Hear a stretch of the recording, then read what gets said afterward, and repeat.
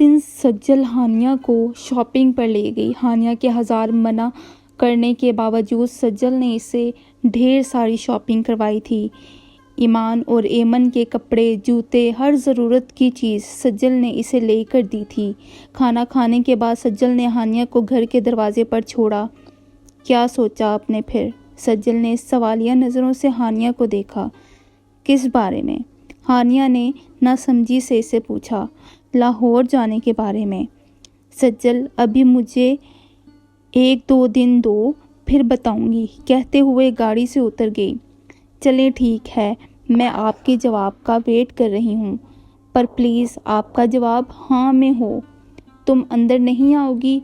चच्ची से नहीं मिलोगी? हानिया बात बदलते हुए बोली। नहीं आपी, जैसा इनकी बहन और इनके बेटे ने आपका हाल किया है, मेरा तो देखने को दिल नहीं करता चच्ची को, सज्जल नागवारी से बोली। और हानिया बिना इसकी बात का जवाब दिए ईमान को लेकर घर की तरफ बढ़ गई।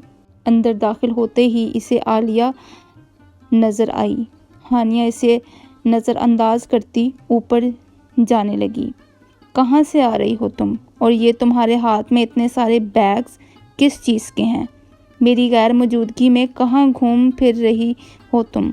आलिया ने तंज किया। इनकी आवाज़ पर हानिया मुड़ी। ये आपकी अपनी चीज़ें पकड़े ईमान, मैं आती हूँ। जी मामा। ईमान अपना एक बैग पकड़े ऊपर की तरफ बढ़ गई। आलिया तनकीदी नज़रों से सारी कार्रवाई देख रही थी। ईमान के जाते ही हानिया इनकी तरफ मतवज्जा हुई। चच्ची सज्जल आई थी, वो मुझे शॉपिंग पर ले गई थी। ओह अच्छा, तो याद आ गई से तुम्हारी? आलिया तंजिया हंसी। बहन हूँ, याद तो आएगी ही। मैं अब जाऊँ? नहीं, मुझे तुमसे बात करनी है। जी कहें। हानिया इनको देखकर बोली। तुम्हारा रिश्ता आया है, वो ही देखने गई थी कल, और आज मुझे सुबह सुबह महानूर के घर जाना पड़ा, इसलिए बताया नहीं। कल शाम को तैयार रहना, वो तुम्हें देखने आएंगे। और हानिया को तो इनकी बात पर करंट लगा था। चच्ची, आप ये क्या कह रही हैं? लो भला, ऐसा क्या कह दिया मैंने? अब सारी ज़िंदगी क्या ऐसे ही तो नहीं गुजारोगी ना? बहुत ही अच्छा रिश्ता है। अच्छा रिश्ता? चच्ची, पहले भी आपने ही मेरा अच्छा रिश्ता करवाया था ना, जिसकी वजह से मैं आज यहाँ तक दर बदर भटक रही हूँ। हानिया की आवाज़ में इस बार सख्ती थी। तो मैंने तो अच्छा ही सोच कर करवाया था। अगर तुम इसे बेटा दे देती तो आज तुम अपने घर होती, मेरे दर पे ना पड़ी होती, आलिया बेगम ने नागवारी से इसे कहा। और हानिया को इनसे इस बात की उम्मीद नहीं थी, पर वो जानती थी इसकी बेहिस चच्ची कुछ भी कह सकती है। चच्ची, क्या बेटा पैदा करना मेरे बस में था? अगर मेरे घर अल्लाह ने बेटियां दी तो मेरी वजह से दी? आप मुझे जवाब दें। हाँ, था तुम्हारे बस में, आलिया स्पाट लहजे में बोली। अगर औरत के बस में होता तो मेरी सास भी एक औरत थी, मेरी तो 2 थी। इनको तो अल्लाह ने 6 बेटियां दी थी, वो इनकी जगह बेटे पैदा कर लेती। चलें, आप इनको भी छोड़ें। आपका अपने बारे में क्या ख्याल है? आपने भी तो एक ही बेटी पैदा की, आप भी 2-3 बेटे मेरे चचा को दे देती, आज वो भी अपने पोता पोती का मुंह देखते, आपका घर भरा होता। हानिया तो जैसे फट पड़ी थी। हानिया की इस बात पर तो आलिया का गुस्सा आसमान पर चढ़ गया। एक पल नहीं लगा था हानिया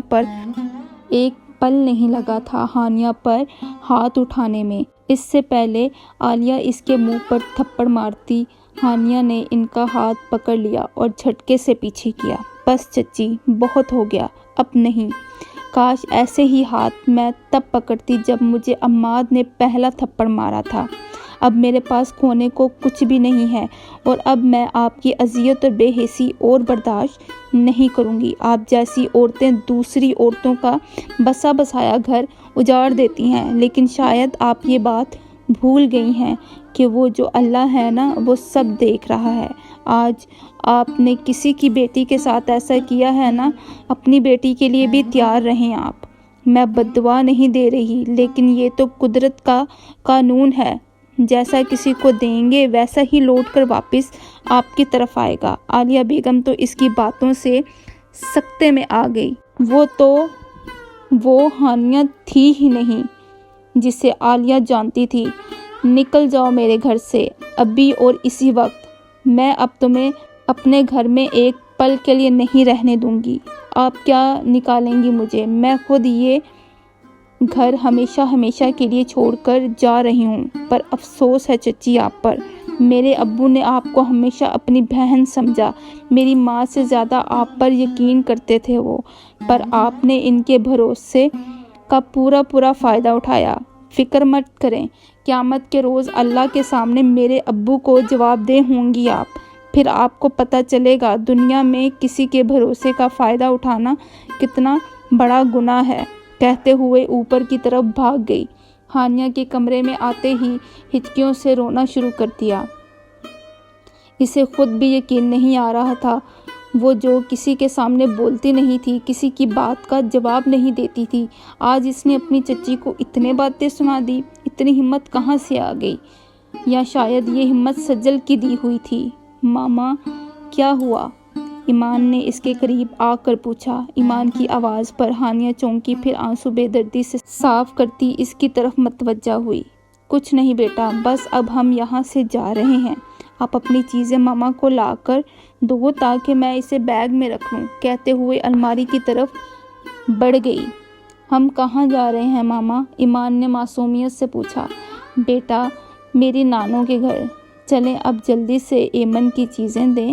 ہانیہ ابھی ایمان کے کسی سوال کا جواب نہیں دینا چاہتی تھی، اس لیے بات بدلی۔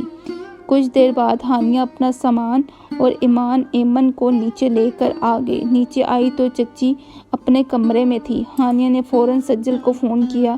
سجل پلیز، اگر تم ابھی تک گھر نہیں پہنچی تو مجھے بس اسٹیشن پر چھوڑ دو، میں ابھی اور اسی وقت لاہور جانا چاہتی ہوں۔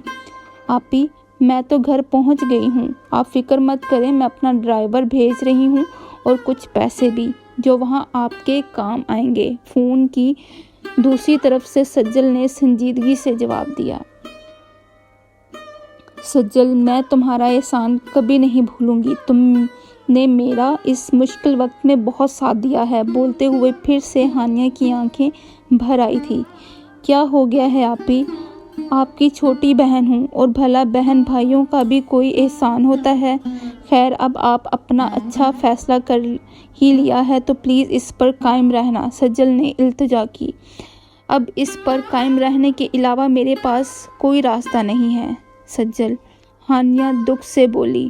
اور آپ کو چچی نے کچھ نہیں کہا؟ مطلب آپ نے ایک دم یہ فیصلہ کیا تو کسی کو اعتراض نہیں ہوا؟ سجل کو یقین نہیں آ رہا تھا کہ ہانیہ نے ایک دم اس کی بات پر کیسے عمل کر لیا۔ سجل جب ملیں گے تب ساری بات بتاؤں گی، فی الحال نہیں۔ چلیں جیسے آپ کی مرضی، بس اپنا اور ایمان کا خیال رکھیے گا اور وہاں مجھ سے رابطے میں رہیے گا انشاءاللہ، کہتے ہوئے فون رکھ دیا۔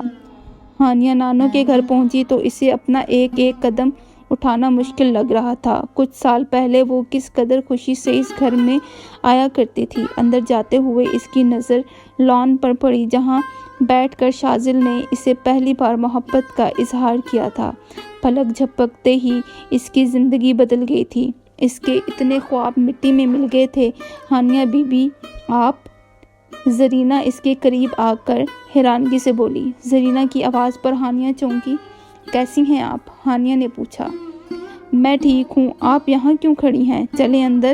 زرینہ نے فوراً ایمن کو اس کی گود سے لیا۔ ہانیہ نے اس بات میں سر ہلایا اور اس کے پیچھے کھو لی۔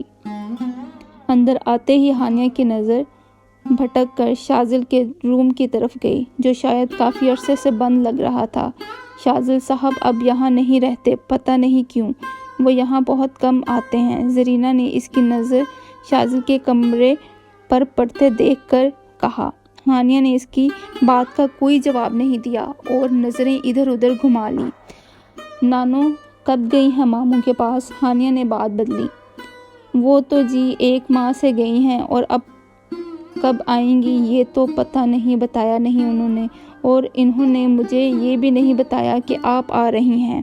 میری ان سے بات نہیں ہوئی، اس لیے انہیں نہیں پتہ کہ میں آ رہی ہوں۔ تو آپ کے شوہر نہیں آئے؟ آپ کیسے آئی ہیں؟ زرینہ نے حیرانگی سے پوچھا۔